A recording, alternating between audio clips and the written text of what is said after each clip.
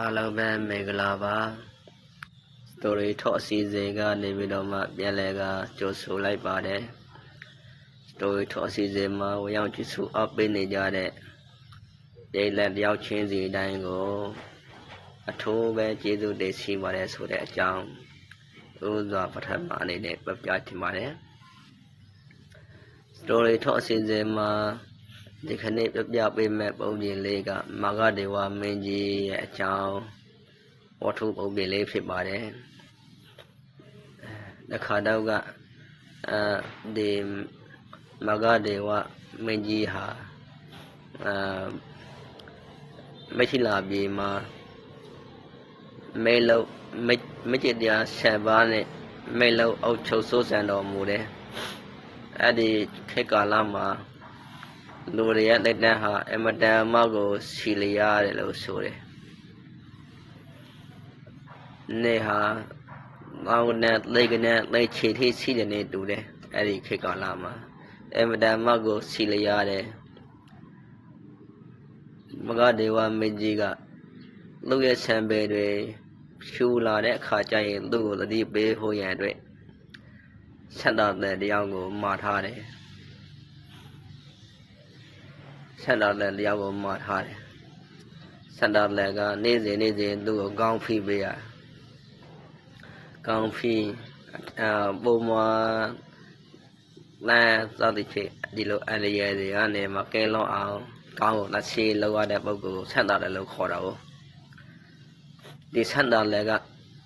တနေ့ကြတဲ့အခါကျတော့ဆယ်ဖြူတစ်ချောင်းတွေ့တယ်မကြီးရဲ့ခေါင်းမှာအဲ့တော့ဆက်နှုတ်လိုက်တယ်မင်းကြီးကိုပြလိုက်တယ်တဲ့ပြလိုက်တဲ့ခါကျတော့ကျေးဇူးတင်တယ်ဆက်တော့လည်းကို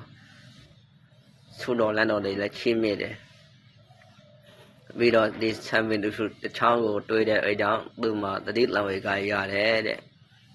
ဘယ်လိုလဲဆိုတော့အိုမဂဒေဝမင်းလင်းဒီဆံပင်ဖြူလေးတိုင်အောင်တောင်မှဒီဝတ္ထုကာမကိလေသာကာမဂုဏ်တွေကနေပြီးတော့မှဒီအုပ်ထွေးနိုင်စွမ်းမရှိသေးပါလားလို့သူ့ကိုယ်သူရေရော့ပြီးတော့မှရောဆိုပြီးတော့မှဒီကိလေသာကာမတွေဝတ္ထုကာမတွေမစည်းစိမ်တွေအကုန်လုံးကိုစော့ပြီးမှဖြစ်တော့မယ်ငါရလေးရဟန်းပြုပြီးမှနေမှသာလေတော်တော့မယ်ဆိုပြီးမှဗြဟ္မဝိဟာရတရားကိုကျင့်သုံးဖို့ရန်အတွက်သာတော်ကြီးကိုခေါ်လိုက်တယ်တဲ့သာတော်ကြီးကိုထိနှံလွှဲပြလိုက်တယ်ယူလေပဲမင်းထိနှံကိုယူလိုက်တော့ငါဒီနေ့စပြီးဟန်ပြုတော့မယ်ဆိုပြီးပြောပြီးတော့မဲတို့ရဲ့စကားနှခေါ်မပြောမဲ့တခေါ်ဒီလောစကားကိုပြောပြီးတော့သူကဒီဆံပေတွေဘာတွေပဲတယ်ပြီးဟန်ပြုတယ်ပြီးတော့တော်ထဲမှာသွားနေတယ်ဘယ်လောက်ထိကြအောင်နေလဲဆိုတော့နေပေါင်း10,400တိတိကြအောင်နေတယ်တဲ့ဒါသူဆံပေဖြူတဲ့နေကစားပြီးတော့မှနေလိုက်တာနေပေါင်း10,400လောက်သူနေရအောင်မယ်ဆိုတဲ့သဘောပေါ့အဲ့လိုနေပြီးတော့မှဘာလို့လဲဆိုရင်ဗြဟ္မဝိဟာရတရားတွေကိုကျင့်သုံးတယ်တဲ့ဗြဟ္မဝိဟာရတရားဆိုတာဟာဒီနေ့ကောက်ကျင့်ဒီနေ့တရားထိုးတရားမြန်ရတဲ့တရားမျိုးမဟုတ်ပါဘူးလူဘဝမှာလူအသိဉာဏ်ရှိတဲ့အခိုက်ခါလဲမှာဒီဗြဟ္မဝိဟာရတရားကုလိုတရားတွေကိုကြိုးစားပွားများအထောက်ရမယ်ဇံမိတ်ဖို့တရားတွေရဖို့ဆိုတဲ့ဟာတကယ်ရောရှိရလားလို့မေးရင်တကယ်ရှိတဲ့တရားတွေပါလို့ဦးစိန်ကဒီနေရာနဲ့ပြောပြချင်ပါတယ်ဒါကိုရဖို့ရန်အတွက်တော့သူကနေမောင်း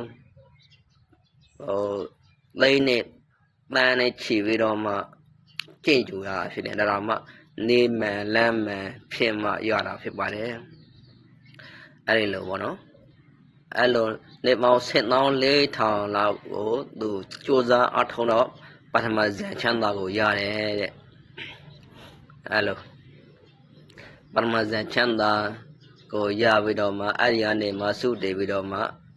စုတည်တယ်ဆိုတာလေသွားတာပေါ့နော် သေသွားပြီးတော့မှဗြဟ္မဘုတ်ကိုရောက်သွားတယ်တဲ့အဲ့လိုမျိုးဖြစ်ပါတယ်ပုံပြင်လေးကဒါကြောင့်မို့လို့အခုဒီပုံပြင်လေးမှာပြစရာထင်စရာကတော့ဗုဒ္ဓဘာသာတွေမှာဆိုရင်သီလသမာဓိပညာတွေကိုကျင့်သုံးရတယ်ဆိုတာရှိတယ်ဒီလိုသီလသမာဓိပညာတွေကျင့်သုံးလို့ရှိရင်ဒီသမာဓိဘိုင်းမှာဆိုရင်ဒီကမ္မထန်40ဆိုတာရှိတယ်ပေါ့လေဒီကမ္မထန်40ထဲကနေပြီးတော့မှတပတ်ပတ်ကိုကျင့်သုံးမယ်ဆိုရင်နေမောင်အများစွာကြာအောင်ဒီတပါးတန်းသောကမ္မထန်ကိုကျင့်သုံးနေတဲ့ပုဂ္ဂိုလ်ကခုနကပြောတဲ့ဒီဇန်တရားတွေကိုရနိုင်တယ်ဇန်ဆိုတာမဲ့ဖို့နိဗ္ဗာန်မဟုတ်ဘူးနော်လောကီဇန်တရားတွေဖြစ်တယ်လောကီဇန်တရားတွေကတကူအမျိုးမျိုးကိုဖန်တီးနိုင်စွမ်းရှိတယ်ဆိုတာဒီနေရာမှာပြချင်ပါတယ်အဲ့ဒီလောကီဇန်တရားတွေကိုရရှိဖို့ရန်အတွက်အမျိုးမျိုးသောကိုအသက်ကိုတောင်မှကိုဆွဲဆက်ထားနိုင်တဲ့လောကီဇန်တရားတွေဖြစ်ပါတယ်ဒါမှမဟုတ်အသက်စီခြင်းရင်ကိုကျင့်တရားကအောင်ကြိုးစားအထောက်ရတယ်ဆိုတဲ့ဟာကဒီရဲ့ဇတ်တော်လေးကနေပြီးတော့မှမိမောထိုးပြတာဖြစ်ပါတယ်သိတာထင်ရှားတယ်ပေါ့အလုံးကိုကျေးဇူးတင်ပါတယ်ခင်ဗျာနောက်ထပ်သောပုံပြင်ကောင်းလေးတွေနဲ့တူပြန်လာခဲ့ပါဦးမယ်နော်ကျေးဇူးတင်ပါတယ်